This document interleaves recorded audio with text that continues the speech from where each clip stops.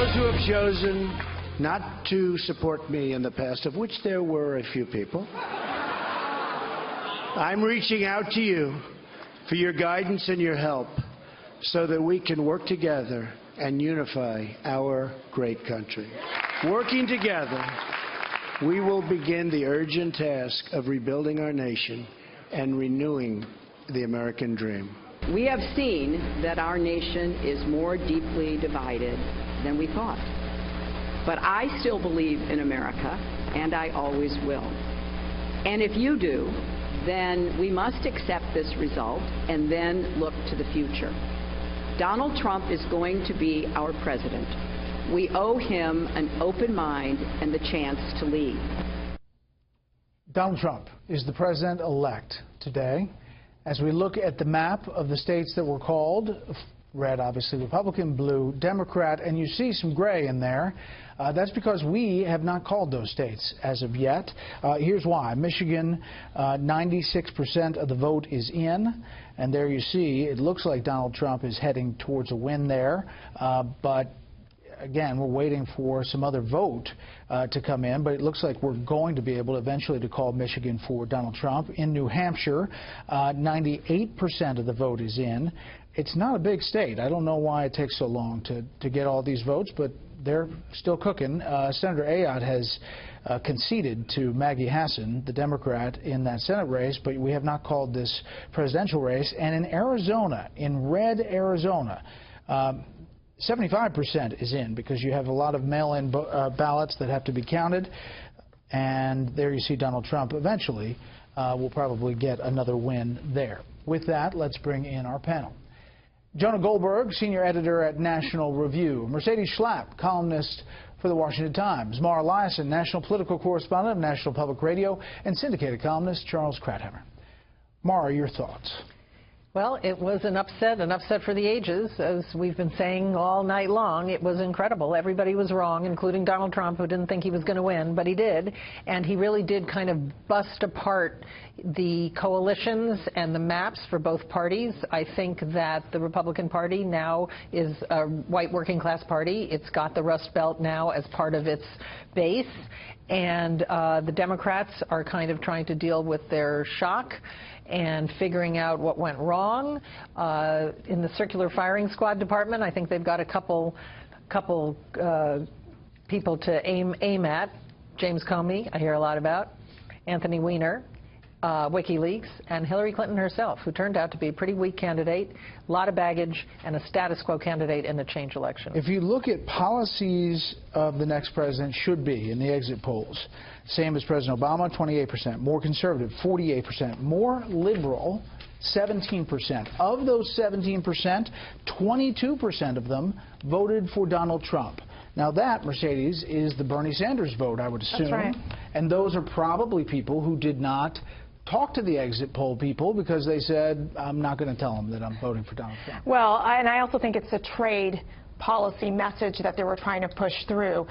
Because when you think about it, Bernie Sanders, first of all, ran against the status quo.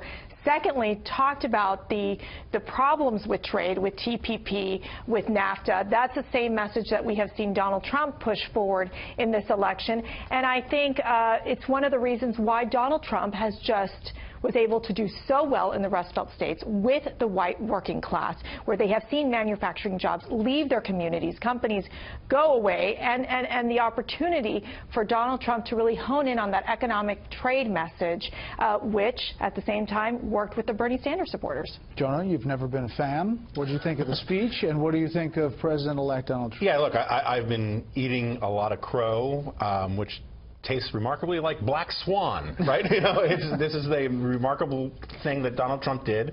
I thought his speech was actually very good and very smart. And I think the Never Trump movement is by definition over because he won, we lost.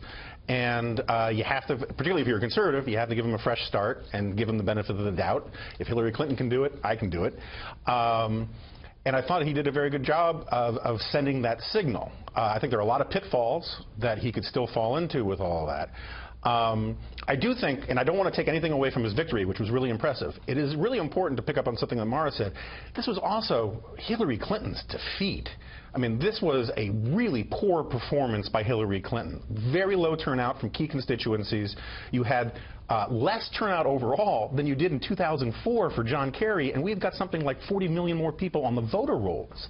The Democratic Party nominated literally the worst person they could for a change election, and they rallied around it, and she was a bad candidate, both in theory and in practice. And what do you think this means for President Obama's legacy, and what is this saying? Is it a direct repudiation of President Obama? I think it is a direct outgrowth of it, and I think it's really bad news for Barack Obama's legacy. Barack Obama condescended from a great height upon his political opponents for 8 years. He had sort of an Olympian disdain for anybody who disagreed with him. As his party became more left-wing, more dismissive of concerns of the working class, started talking openly about killing things like the coal industry, and it ticked off a lot of people, and rightly so, and Donald Trump tapped into that.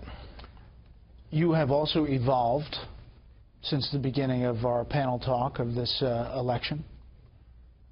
Yes, I've now reached sort of the Anthropocene stage. I'm sort of halfway there.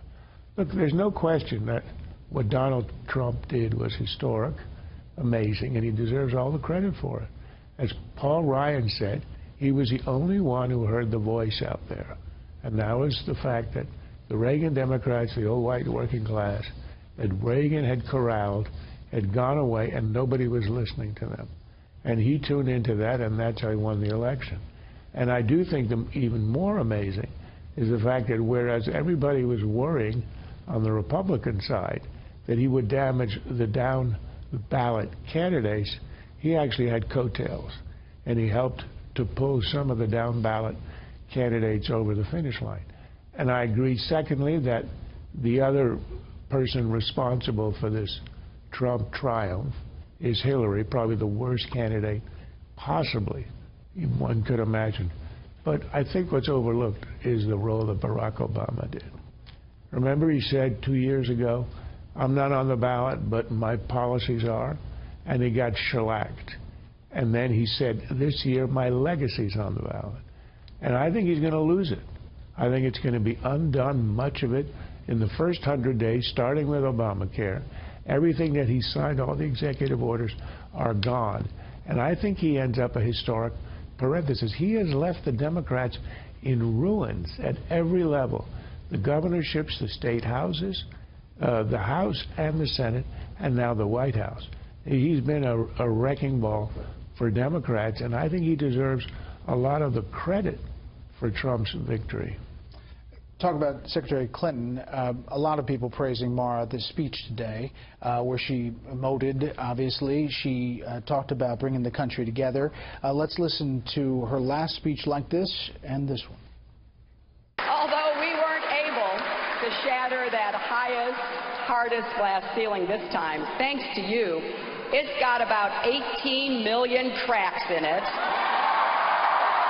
And the light is shining through like never before, filling us all with the hope and the sure knowledge that the path will be a little easier next time. I know we have still not shattered that highest and hardest glass ceiling, but someday someone will, and hopefully sooner than we might think right now. I mean, just talking to people in this town, they are catatonic today. I think that's a fair word. I just anecdotally heard that shopping centers were quiet. You know, I mean, Washington, D.C. is elite establishment. Well, it's a dark blue spot. As I said this morning, heads are exploding here that they can't believe it. Well, I think they can't believe it for a number of reasons, not just that it was a partisan ideological contest, but also that for so many people, and I've heard this from Republicans, who thought that Donald Trump was beyond the pale and that he wasn't, his demeanor, his disregard for democratic values and institutions, all of those things made him unthinkable.